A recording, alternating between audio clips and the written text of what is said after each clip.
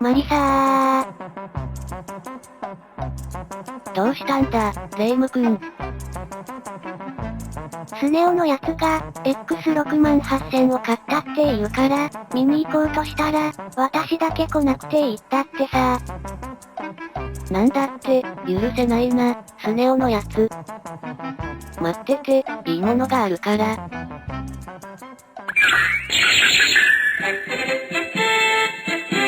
PC エンジン。はい、というわけで本日は、PC エンジンの全カプコンタイトルを紹介します。カプコンのタイトルといっても開発販売は、例によって、いつものところです。何言ってる、PC エンジンソフト紹介初めてじゃないか。伝わればいいんだよ。雑の極みだな。では発売日順に駆け足で紹介するぜ。それでは抜けてたら許して。本日は、家庭用コンソール機、PC エンジンで発売されていた、カプコンのアーケード移植作品の紹介だよ。1タイトルあたりの紹介時間は短めなので、ぜひ、最後まで見ていってね。ナンバー16、ファイティングストリート。ファイティングストリートは、アーケードゲーム、ストリートファイターからの移植作品。アーケード版では、加圧式のボタンが使われており、押す強さによって攻撃の強弱が決まるようになっていましたが、PC エンジン版ではコントローラーボタンの押す長さによって大・中・小の攻撃が出る仕様になっている。本作は PC エンジン CD-ROM システムの第1弾のタイトルとして発売されました。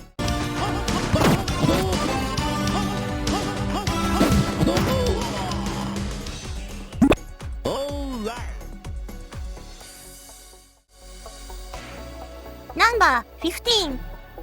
ソンソン2。ソンソン2はアーケード版ソンソンとは異なっており、ゲーム内容は西遊記の世界観をモチーフにした自由スクロール型のアクションゲームになっています。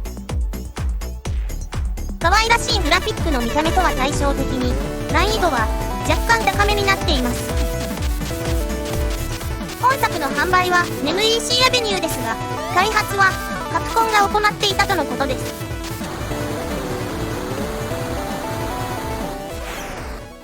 ナンバー14、サイドアーム。サイドアームは縦・横スクロール型のシューティングゲームで、ショットボタンが前方用と後方用の2つに分かれているのが特徴になっている。本作には旧カード版と CD-ROM 版が存在し、CD-ROM 版にはオリジナルゲームの他にアレンジ作品のビフォークライストが収録されている。ビフォークライストでは武器選択制が廃止され、ダメ打ちができるように変更されました。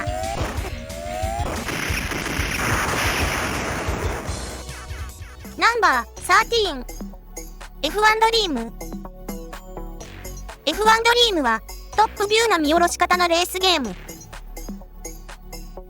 PC エンジン版では、公道から資金を貯めながら上を目指していく RPG 要素が加えられている。この時代は、他にも F1 サーカスなどの見下ろし方レースゲームが多く発売されましたが、方向キーの操作方法がゲームによって異なるため、かなり困惑しました。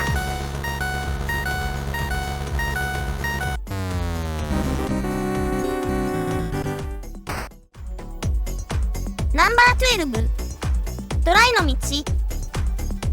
トライの道は自由スクロール型のアクションゲームで、 PC エンジン版ではキャラクターなどがデフォルメされ、グラフィックが大幅に変更されている。またステージ構成や操作性などもアーケード版とは異なっており、全くの別ゲームになっている。難易度はかなり高めですが、バッテリーバックアップ環境があればコンティニューが無限にできるため、ゴリ押しで進めることができます。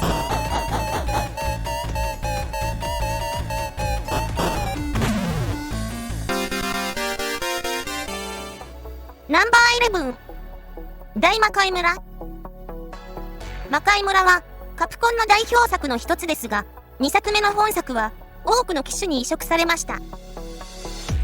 PC エンジン版は、正確には、上位機種のスーパーグラフィックス専用のタイトルになっており、上位機種の高スペックを生かした移植タイトルでした。余談ではありますが、PC エンジン末期時に、大魔界村は、かなり長い間、ワゴンセールの常連で、最終的に980円で売られていました。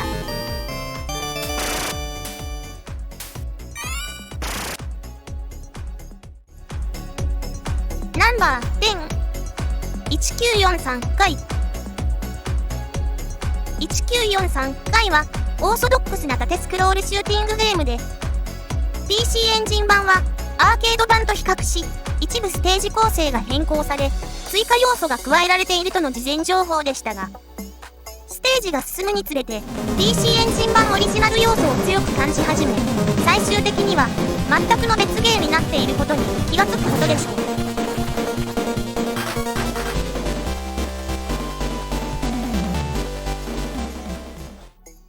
ナンバー9ポンピングワールド本作は別名スーパーパンという名称でスーパーファミコン版なども発売されている。ルールは画面上の風船をワイヤーガンで全て打ち消すことでクリアとなりますが風船は打つたびに分裂するので一筋縄ではいかないようになっています。途中いろいろなアイテムが出現したりしますが直感的にわかるので肩の力を抜いて遊べるゲーム内容になっています。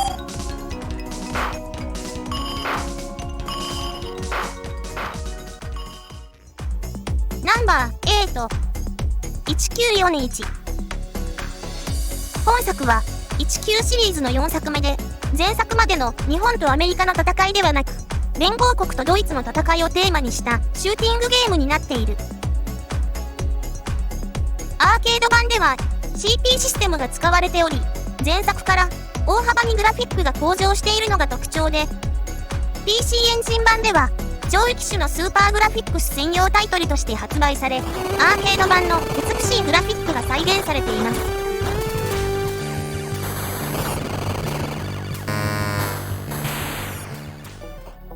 ナンバー7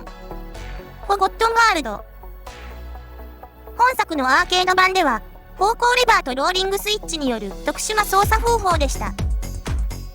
PC エンジン版では操作方法が変更されると同時に3つボタンのコントローラーが付属していました。またオプション設定により通常のパッド操作への変更やオートショットなどにも変更できます。ショットの向きを自由に変えられるのが特徴のシューティングゲームになっています。ナンバー6アドベンチャークイズカプコンワールドこの時代はアーケードコンソール機を問わず多くのクイズゲームが登場しました。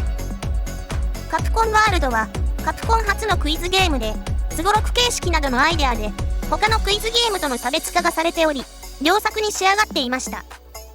PC エンジン版ではアーケード版のカプコンワールド2も収録されている。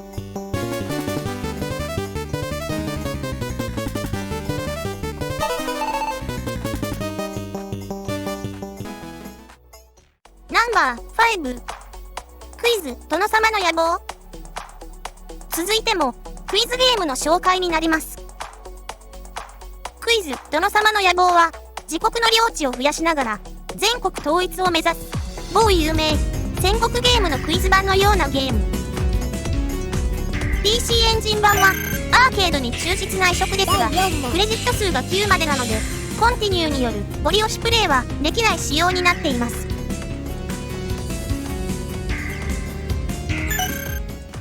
ナンバー4ストリートファイター2ダッシュ対戦格闘ゲームブームの火付け役となったのが本作。当時ほぼ同時期にスーパーファミコン版ターボの発売が決まっていたため PC エンジン版は影の薄い存在になってしまっていましたが開発カプコンで販売は NEC ホームエレクトロニクス自らが行うなどの力の入れようで移植度もかなりなものでした。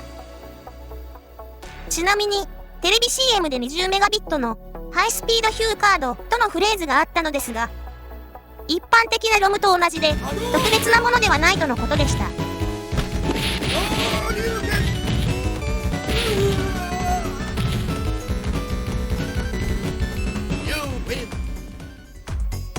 ナンバー3、天地を喰らう。天地を喰らうは三国志の世界をモチーフにしたベルトスクロール型のアクションゲーム。 PC エンジン版はアーケードの移植とのことですが、キャラが小さくなり策略が簡素化されているなどかなり違う印象を受ける内容でした。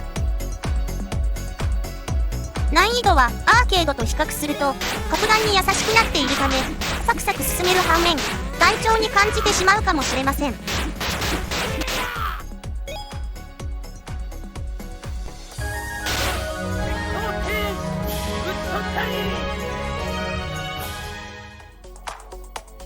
ナンバー2、チキチキボーイズ。チキチキボーイズは基本横スクロール型のアクションゲーム。可愛らしいグラフィックが特徴で、セガのモンスターワールドを彷彿とさせる。難易度はとても低く、コンティニューしながらなら初めてでもクリアできる難易度になっている。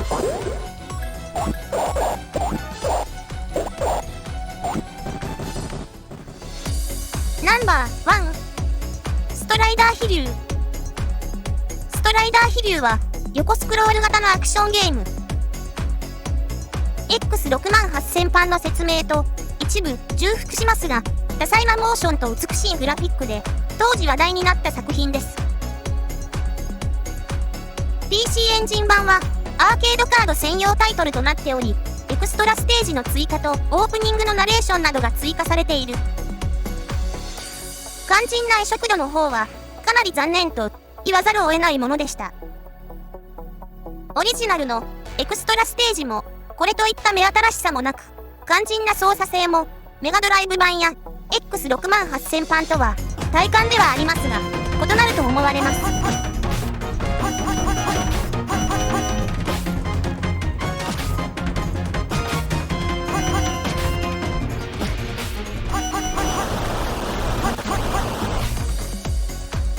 以上、PC エンジンで発売されていたカプコンのゲームでした。